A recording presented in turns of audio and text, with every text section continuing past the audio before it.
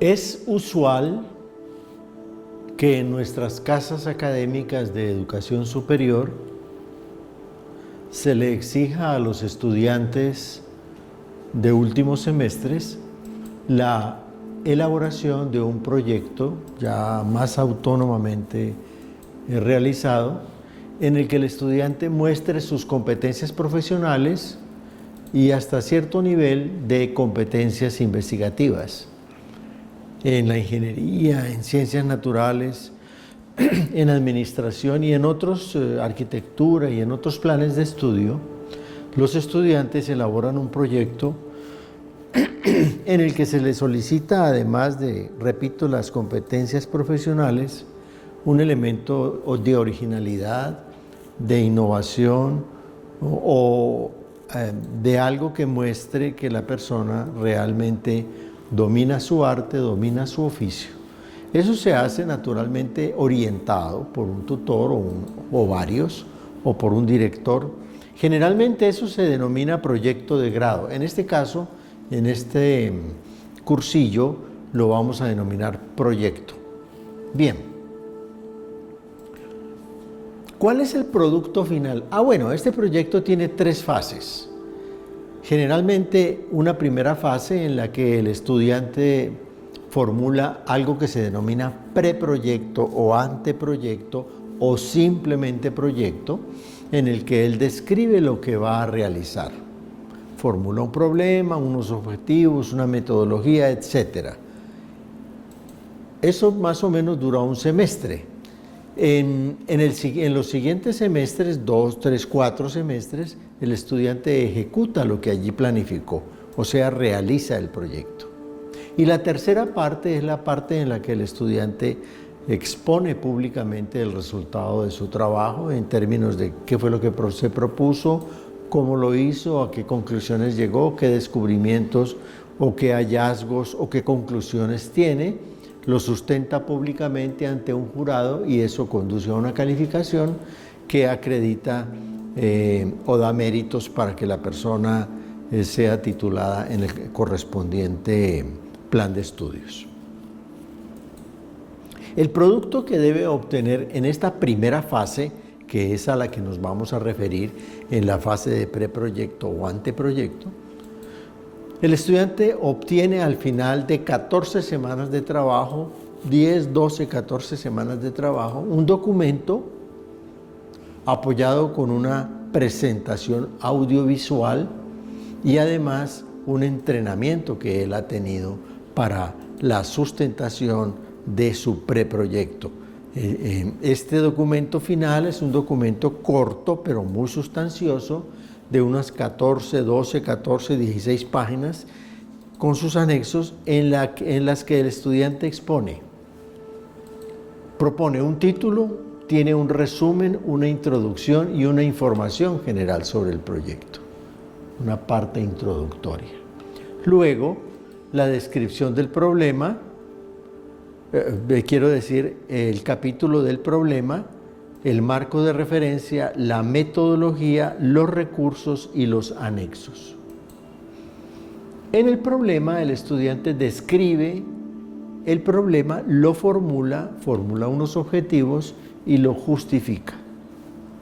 En la segunda parte, el documento contiene unos antecedentes y un estado del arte. En la tercera, describe la metodología, explica qué tipo de estudio es, qué fases tiene ese estudio y a qué productos y conclusiones va a llegar.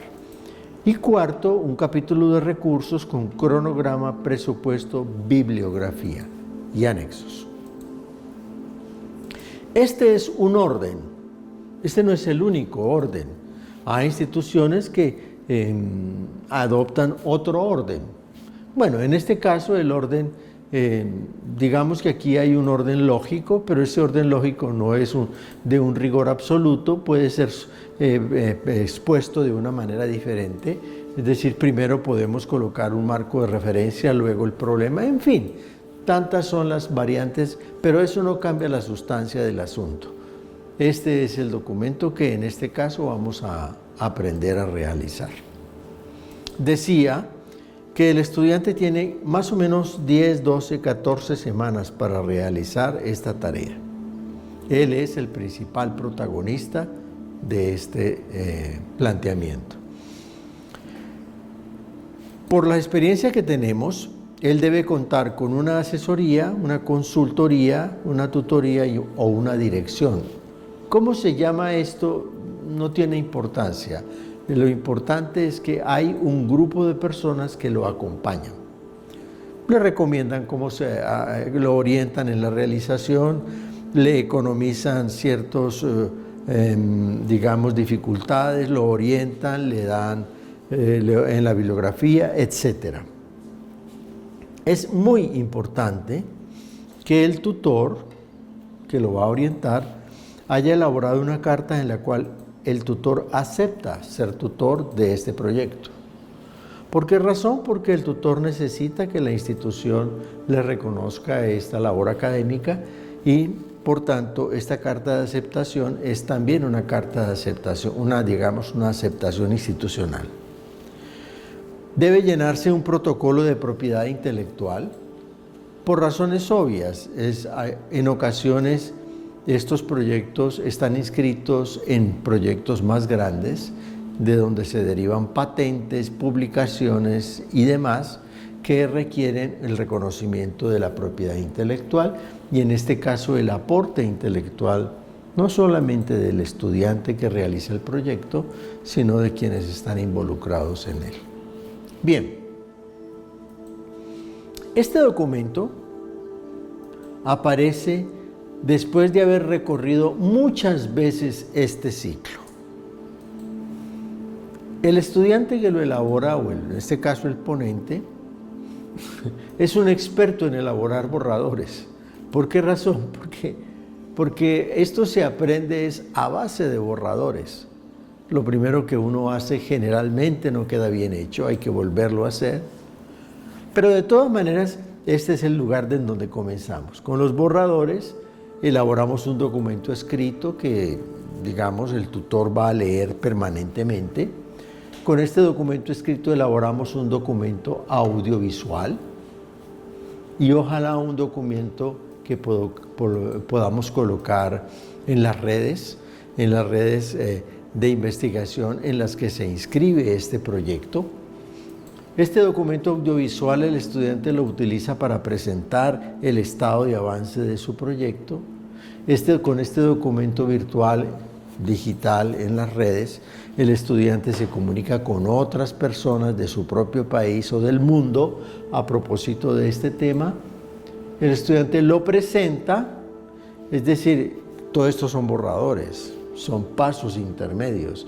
En esta presentación y en esta relación, él encuentra las deficiencias, las bondades, las faltas que le hace falta completar, que le hace falta mejorar y demás, y vuelve a elaborar borradores y en este ciclo permanece durante 14 semanas avanzando a paso en el logro de cada uno de estos capítulos hasta que de algún día a las 14 semanas o 12 o 10, tanto él como el tutor acuerdan que ya es hora de terminar el trabajo, está en un nivel satisfactorio y entonces se cierra el proceso y se entrega.